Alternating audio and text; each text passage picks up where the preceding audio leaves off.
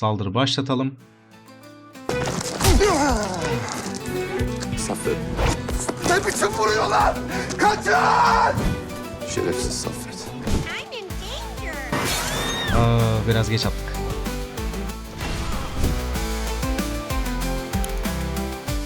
Şöyle etkinliğe nereden gireceğinizi göstermedim. Üst taraftan bu künye sembolüne tıkladığınızda zaten etkinlik size görünecek. Gel gelelim Tier 5 birliklere ve Tier 5 birliklerde şöyle bir durum var. Görev yaparak açılmıyor. Tier 5 ücretsiz elit birliklere sahip olmak için savaş bileti almanız gerekiyor. Verilen birliklere bakacak olursak 3 tane birlik veriyorlar. Kanatlı husarlar. Diğerleri gibi birim ağacından zaten açabileceğiniz bir birim olmasına nazaran bu birimin ustalığı yok. Zaten ustalığa da çok ihtiyacı olduğunu söylenmez. Bu birimde oldukça hızlı bir şekilde hasar vermek üzerine. Şöyle kullandığım doktrinine gelecek olursak doktrinler genel olarak hücum ve baskın doktrinleri. Zaten birim hasar ve kahraman hasar doktrinleri Allah'ın emri. Onun dışında lansçı hücum doktrini var ve baskın doktrini. Bunların hücum bekleme süresini azaltan versiyonlarını bulmanız çok kritik. Özellikle hani bu birimin hücumu zaten oldukça güçlü olduğu için oldukça uzun bir bekleme süresine sahip. Bundan dolayı bunu ne kadar kısarsanız kar. Bundan dolayı 6 saniye buradan ve 14 saniyede buradan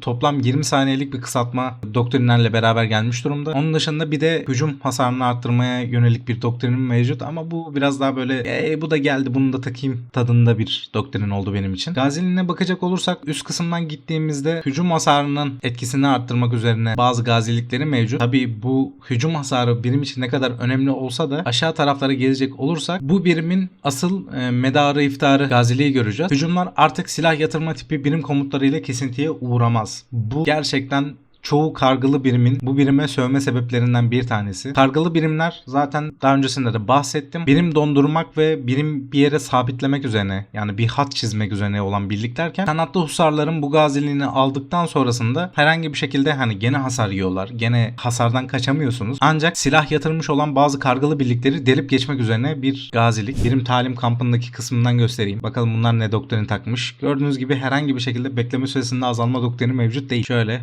oyunun talim kampında verdiği husarlara bakalım. Hücumu hemen kaldıralım. Şu an 48 saniyelik bir bekleme süresi mevcut. 48 saniye. Ve bu birim için her ne kadar mobil bir birlik olsa da oldukça uzun bir süre. Yani gördüğünüz gibi vakit yiyor. Kendi birimimden tekrardan alayım. Bu arada benim muharebe kostümleri arasında en kötü kostümün bu olduğunu söylemek gerekiyor. Yani sadece üstündeki postun kaplan postu değil de leopar postuna dönüşmesi kimin fikriydi bilmiyorum ama Allah sağlığını versin. Gördüğünüz gibi 30 saniye bir bekleme süresi hatta 27 saniyelik bir bekleme süresi mevcut. 48 nere 27 nere. Şöyle birim durumunu sıfırlayalım. Tabi üst taraftan gitmek isterseniz oldukça azalacaktır. Hani 20 saniyelere iner. Ancak bundan sonrası için silah yatırmaya karşı herhangi bir şekilde bonus almazsınız. Şöyle Simaki yiğitleri bir yatırma uyguluyordu. O yatırmayı yapacaklar mı bakalım. Şöyle size o zırh aşımını bir göstereyim. Yatırmayı yaptılar. Şu an karşıya dönükler. Ondan dolayı çok bir işe yaramayacaklar ancak.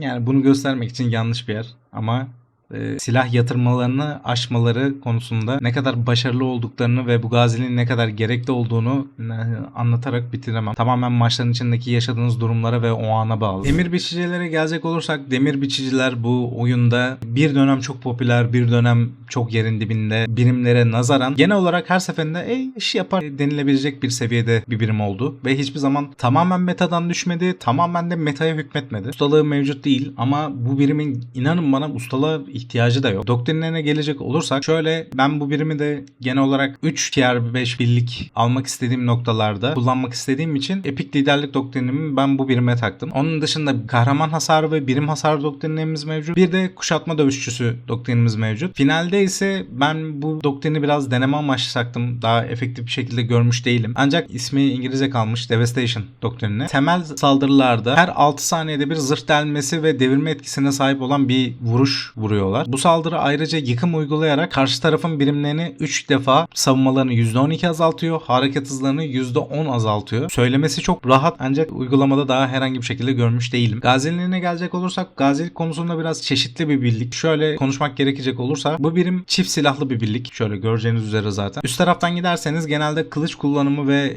kesici hasar üzerine gazilikleri mevcut. Orta taraftan gidecek olursanız bu birimin asıl genelde kullanım noktası olan gürzüne yatırım yapmış olursunuz. Şöyle ki birimin gürzü saldırıları düşmanları doldurur. Gürze saldırmak düşmanları yere serer ve dondurmak ve yere sermek arasındaki farkı inanın bana o anda yaşıyorsunuz zaten. Yere serilen birliklerin katledilmesi, özellikle ağır kalkanlıların üzerine böyle bir etki uygulamak oldukça keyifli. Tek seferde saldırabileceği düşman sayısını bir arttıran bir gaziliğimiz mevcutken finalde ise oyunun en epik hasarlarından birisi olan ezici hasarına %8 bonus alıyorsunuz. %8 çok gibi gelmeyebilir ancak şöyle bir durum var. Birazdan istatistiklerde göstereyim size bunun ne kadar aşırı olduğunu bu birim için. Alt taraftan giderseniz de gene savunma üzerine bazı gazilikler mevcutken rejenerasyon açılıyor. Rejenerasyon bu birim için gözle görülecek bir seviyede değil çünkü çok fazla canı var. Onun dışında savunmalarını arttırırken finale doğru geldiğimizde de ikmal maliyetini %20 azaltır.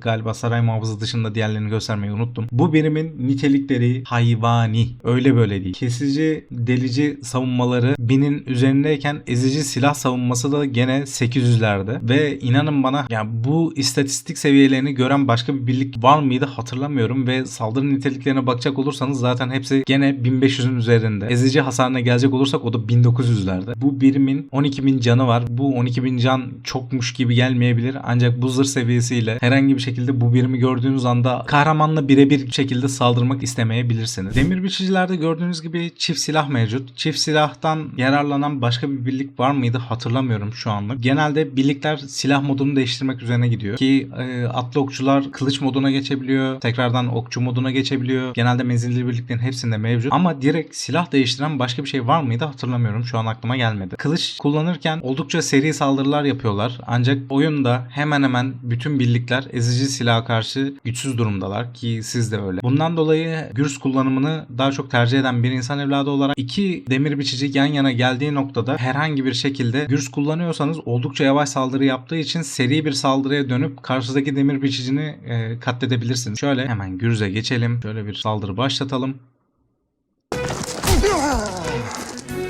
Saffet. Ne biçim vuruyorlar? Kaçın! Şerefsiz Saffet. Ya birim ağır kalkanlı birlikleri tamamen mahvediyor. Gördüğünüz gibi hani Simaki yiğitlerini 6K falan vurduğu oldu az önce. Ama şu yıkım doktrinini nasıl kullanıyorlar görmek istiyorum. Şöyle hemen kılıca da geçelim. Yani kılıçla gördüğünüz gibi kalkana takılıyorlar. 1.5K falan hasar vuruyorlar. Hani gene hasarları çok yüksek. Düz V'ye bırakalım bakalım düz saldırılarında herhangi bir değişiklik olacak mı? Yani doktrinin aktif olduğunu gösteren herhangi bir animasyon yok galiba. Ondan dolayı çok da zorlamayacağım. Ancak herkesin kullanması gerektiği ve alması gerektiği bir birlik olduğunu düşünüyorum. Ve Stone Elite birliğimize gelecek olursak Shenji el bombacıları ve ben Shenji el bombacılarını oldukça severim. Şöyle ki bu el bombası yeteneği zaten öncesinde de mevcut olsa da bambaşka bir yorum getirmişti. Bir şekilde menzilli birliklerin korktuğu süvarilere bir şekilde anti olabileceğini görmüş olduk. Açık konuşmak gerekirse hikayesel olarak da beni oldukça sevdiğim bir birlikti. Ancak Conqueror's Blade hatırladığım kadarıyla Paragon'dan sonra hikaye kısmını tamamen unuttu ve yazmayı da bıraktılar. Ve ben açıkça konuşmak gerekirse bu konuda hala hüzünlüyüm. Çünkü hikayesel olarak ben bu oyunu takip etmeyi çok seviyordum. Şöyle doktrinlerine gelecek olursak ben süvari doktrinini almamış mıyım ya? Yani bunu fark etmemiştim şu ana kadar. Şöyle Shenji doktrini 1 bomba atım bekleme süresini azaltıyor. Shenji doktrini 3 taşıdığı el bomba sayısını 1 arttırıyor. Ki bu çok önemli çünkü hani oldukça kısıtlı bir sayı olduğu için bunu arttırmaya yönelik bir doktrin bu birime mecbur. Onun dışında atış isabeti, savunmalarını arttıran ve birim hasarı üzerine doktrinlerini taktım. Şöyle sezon mağazasından hatta ben gözünüz önünde göstereyim. Shenji doktrini 2 el bombası patlamaları 4 metre yarıçapındaki bütün süvari birimlerini dondurur.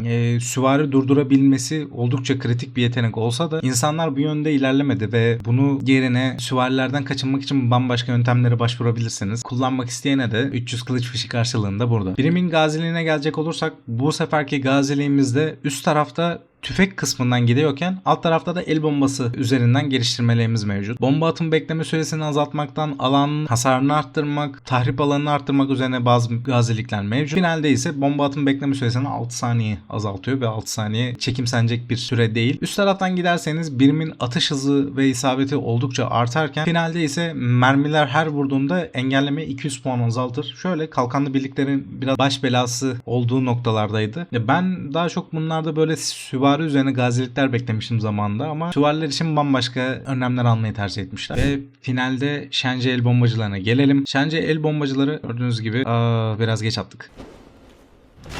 Şence el bombacılarının bombaları oldukça yavaş. Şöyle birazcık daha pay vererek atmanız gerekiyor. Böyle. Birliklerin hepsine devirme uyguluyorlar ve gördüğünüz gibi kalkanlı birliği komple yok edebilecek kadar güçlü bombalarına sahipler. Stimaki yiğitlerine karşı bu kadar yakın mesafeden bir şeyler yapabilirler mi? Hemen bir bakalım. Bu birimin sayılarını arttırmaları çok iyi oldu. Ancak şöyle bir fark yaratacak mı Stimaki yiğitlerine karşı? Yani gördüğünüz gibi bu nasıl bir lagdır ya? Böyle küçük bir lag geldi. Bomba at kullandıktan sonra şöyle bir ekstra özellikleri var. Onunla değinmek gerekirse. Bomba atın olduğu kısma 10 saniyelik bir saldırı uyguluyorlar. Saldırı hızları oldukça yükseliyor. Ondan sonrasında isabetleri de oldukça yükseliyor. Bundan dolayı hani genelde saldıracağınız noktaya zaten öncesinden bir bomba atı bırakmanız gerekiyor. Her ne kadar üst taraftan da gitmiş olsanız da. Hadi abi bitir. Şöyle etkinliğe nereden gireceğinizi göstermedim. Üst taraftan bu künye sembolüne tıkladığınızda zaten etkinlik size görünecek. Bunun dışında 1 saat 5 dakikalık bir kayıt oldu. Tabii siz bunu bu kadar görmeyeceksiniz. Ama şunu güzelce bir kırpayım, kurgulayayım ve size bu akşam yayınlamak istiyorum. Umarım oyuna tekrardan dönen arkadaşlar için oldukça yararlı bir içerik olmuştur. Ve inanın bana topluluğun büyümesi için elimden geleni yapacağım.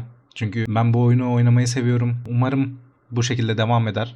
Ancak bir gün oyun kapatılır. Benzeri oyunlar mevcut. Özellikle yan içerik olarak Bannerlord düşünüyorum. Her ne kadar uzatmak istemesem de teşekkürlerimi esirgemeyeceğim. Şu anda 70 kişiyiz bu videoyu çektiğim sırada ve hepinize sonsuz teşekkürlerimi iletiyorum. Kendinize iyi bakın. Hoşça kalın. Abone olmayı unutmayın.